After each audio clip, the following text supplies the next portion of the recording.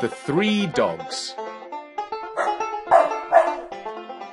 Hello, this is Richard. This is the story of a shepherd who found himself in jail even though he had committed no crime. He was an honest lad, and his imprisonment was a terrible injustice. How he got there and how he got out, I shall now tell you. The shepherd lived with his old father and his sister.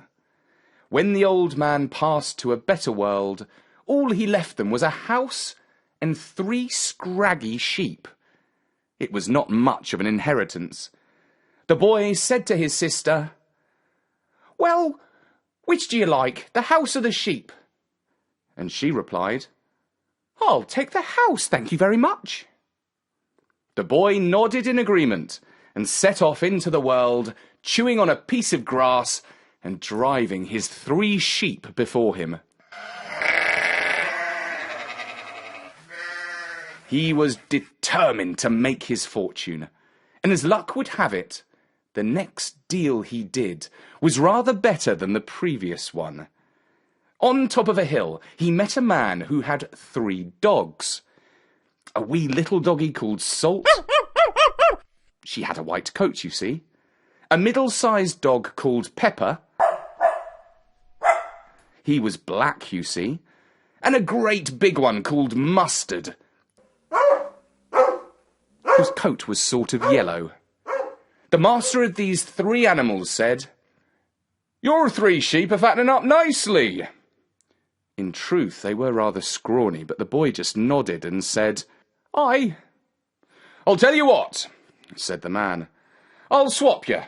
If you let me have them sheep of yours, you can take these here dogs." The boy thought to himself, "A shepherd without a dog is a bit like a spider without a web. This trade could turn out well for me yet." And when he had considered everything from all angles, he said, "All right then, let's swap." And so the shepherd continued on his way to he knew not where, and the 3 dogs followed him with their tails held high. Late in the evening, the boy sat down on a lump of grass and wiped his brow. "My hunger's making me weak," he said. The little white dog called Salt was looking up at him with her big, intelligent eyes. She understood what he said and went running off. Soon she came back with a basket of food. It was filled with the most delicious things: roast partridge, asparagus, and new potatoes with herbs and butter. The boy happily tucked into his meal and did not neglect to share his good fortune with his faithful dogs. Then he felt pleasantly drowsy. It was a warm night, and it was no hardship to lay his head on a soft, mossy bank by a bubbling stream. The following morning, he went on his way again. Around noon, he was leaning on his shepherd's crook by the side of a crossroads when he saw a horse and carriage coming towards him. The carriage was painted black and gold, as for a funeral of somebody rich and important. Up front sat a coachman, all dressed in black. The boy called up to him. "Good afternoon to you, good coachman. Pray tell me the news. What important man or lady has been and gone and died?" "No one as yet," said the coachman. "But I've got the fair princess in the back of my coach, and I have orders to feed her to the dragon in the swamp." "Good gracious," said the boy. "Why would anyone want you to feed a princess to a dragon?" "No one wants it," replied the coachman, "apart from the dragon that's greedy for his food. He says if we don't give him what he wants, he'll breathe fire and pestilence on the city. And what he wants is the princess. He won't take no other lesser lass in her place. Very firm he is. Only the princess will do for him. So I'm sorry to say, she's for it." The boy could not see the princess, for the curtains were drawn tight over the windows, but he could hear her sobs. Oh, nobody loves me. How could you? This will not do. This won't do at all. Oh. He came over all hot and furious at the injustice. How dare a dragon get above himself and start demanding a princess for his lunch? "Let me ride along with you," said the boy, "and I'll speak to this dragon and tell him how to behave himself better." "As you like," said the coachman, "but I dare say he'll just breathe fire and pestilence on you." "I'll take that risk," said the boy. And so the coach rumbled on. When they reached the edge of the swamp, the boy jumped down and rejoined his faithful dogs who had followed behind. They heard terrible rumbles, as if from the very core of the earth. But actually, it was from the dragon's tummy. Eventually, they saw the beast himself. A horrid, ugly, winged serpent he was, with the nastiest breath you ever did smell. The little dog yapped. The big dog barked. And the middle-sized dog, called Pepper, dived into the swamp and went scrambling towards the monster.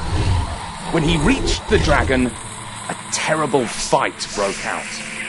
From where the boy and the coachman were standing, it looked as if the dragon was sure to win. But Pepper got the swamp creature by the throat and killed him. When the job was done, he ran back to the coach with one of the dragon's enormous teeth in his mouth. He dropped the gift at the foot of his master, who rewarded him with no end of praise. The coachman said, "Well, well, the king's sure to be pleased as Punch when he hears how his daughter's been saved from a terrible fate." "I expect he shall be," said the boy. "And now I'll be on my way, because I'm impatient to make my fortune."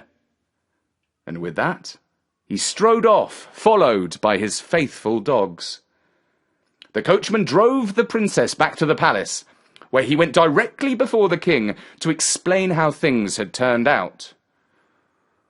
"I'm happy to say, sire, that there was no need to feed the princess to the dragon of the swamp, because I gave him a good talking to, and when he wouldn't see no sense, I sorted him out good and proper.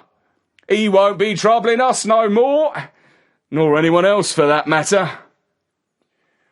"Oh, good heavens! What surprising and wonderful news!" exclaimed the king, wiping a tear from his eye. "I expect you'll be, wanting to give me a reward," added the coachman, just in case the king, in his joy, had overlooked what was right and just. "Yes, yes, you shall have the hand in marriage of my daughter, whom you saved so gallantly," said the king. The church bells rang out over the city, but the princess did not share in the general rejoicing. "Marry that brute of a coachman!" she exclaimed. "I'd rather be fed to the dragon." The king could not go back on his word to the coachman, but seeing his daughter so distraught, he agreed to postpone the ceremony until she had recovered from the shock of recent events. Soon after, the shepherd boy came to the city. There he heard from an innkeeper that there was to be a royal wedding. The princess was to marry the coachman who had saved her from the dragon of the swamp. This news sent him flying into a rage. He marched straight down to the palace and demanded to see the king. When he came before his majesty, he said, "What's all this about you rewarding that conniving coachman? He's taking the credit for my dog's work, he is. It was this here Pepper that did it for that stinking dragon." The king was outraged at the idea of a mutt saving the life of the princess. "What would you have me do?" he asked. "Marry my daughter to your dog?" "I'm not asking for nothing," said the boy. "Just don't tell no lies, that's all." The king signalled to the guards, who slung the insolent lad into prison. And that is how, as I said at the start of the story, an innocent boy was punished unjustly. But I'm glad to say that he did not rot in jail for long. Pepper ran off to fetch salt and mustard. Just before dawn, the 3 dogs came to the prison. Salt brought food for his master, and Mustard wrapped his powerful jaws around the bars of the cell before tearing them out. Oh, how pleased their master was to see them, and how they happily licked his hands and face. Now the boy was more angry than ever at his treatment. He marched out of the prison and up to the palace. No guard could prevent him entering, because Pepper and Mustard growled at them so fiercely, and Salt yapped around their ankles. Most of the palace was asleep, but the boy was in no mood to wait for anyone to wake up, not even the king. He went directly to the royal bedroom and barged his way in. Pepper jumped onto the chest of the snoring monarch and woke him with snarls. The boy drew the curtains to let in the early morning light, before going up to the bed, shaking an enormous tooth in his hand. "Look at this here fang! It was Pepper that took it from the mouth of the dragon! Now do you believe us?" Yes, I believe you," said the king. "Only get this creature off me." "Gladly," said the boy, who let out a whistle which Pepper instantly obeyed. Later that morning, the king spoke to his daughter, who confirmed that it was true. She had indeed heard a great deal of barking when the dragon was being slayed. Although she had not been able to see anything from within the carriage, for the curtains were drawn and she was hiding her face beneath a pillow, she believed the lad's story. Now that she laid eyes on her true rescuer for the first time, she saw that he was not at all bad looking. She would far rather marry him than the ugly coachman. And so it was settled. The coachman went to jail, and the lad married the princess, and he himself became a prince. Some months went by, and when it was almost Christmas, the boy recalled that he had a sister.